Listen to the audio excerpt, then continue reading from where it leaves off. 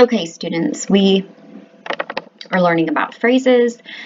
In the first video on prepositional phrases, I recapped what a phrase is, a group of words that does not have a subject and verb, but acts as one part of speech.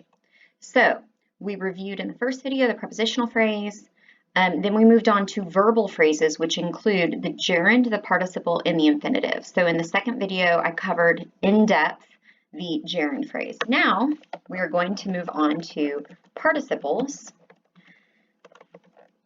and what we build from that, which is the participial phrase. So really quickly, if I were just explaining the baseline verbal concept of the participle, it is a word that looks like a verb, but acts as an adjective, always acts as an adjective, okay? And there's two kinds, the present participle, which ends in ing, and the past participle, which ends in ed, okay? But again, always acts as an adjective. So here we might, let's see, what would be a good example of a present participle?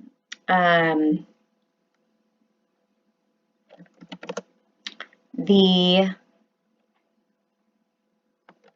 dancing robot entertained us. I'm sorry, that is the weirdest example ever, but that's what my brain came up with. So here we have dancing used as an adjective to modify the noun robot. What kind of robot was it? The dancing one. Which robot was it? The dancing one. Okay.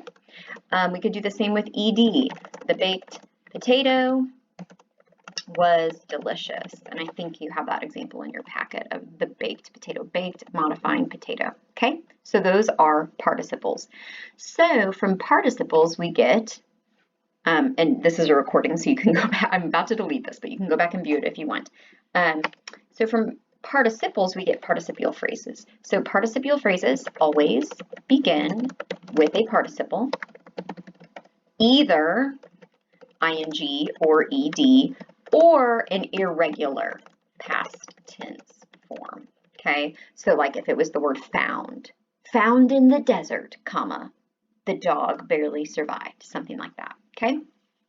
So they always begin with a participle, either ing or ed, and they always function as adjectives, okay? So an example would be exhausted from the hike, we rested near the cliff, okay? So exhausted from the hike begins with a past participle, exhausted. It's an entire phrase, exhausted from the hike. I'll underline that. And it modifies the noun we, okay? We could do a present participle, dangling. I think you've seen me do this one before. From the cliff,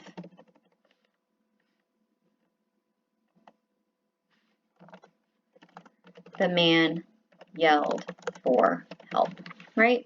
So dangling from the cliff is modifying the man. Notice the participle or participial phrase is going to or should be close to the noun it modifies. Otherwise, it can be confusing, which would be a misplaced or dangling modifier, and I'll cover that in another video, but that is in your packet.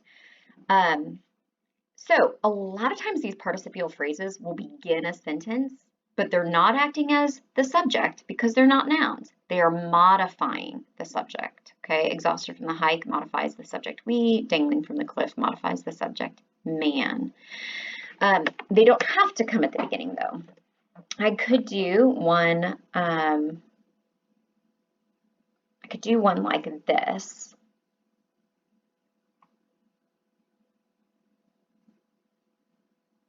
Well, I'm having a hard time coming up with one.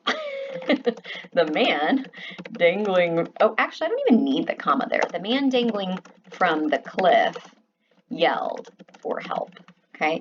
And notice if it doesn't come at the beginning, it's not always set off by commas. I could have stylistically chosen to put commas around that, but I don't have to. So you have to look for an ing word or an ed word that is not acting as the verb. What's acting as our verb in this sentence? The man what? Yelled. That's what he actively did. Dangling from the cliff is describing his current condition. Okay, so those are participial phrases.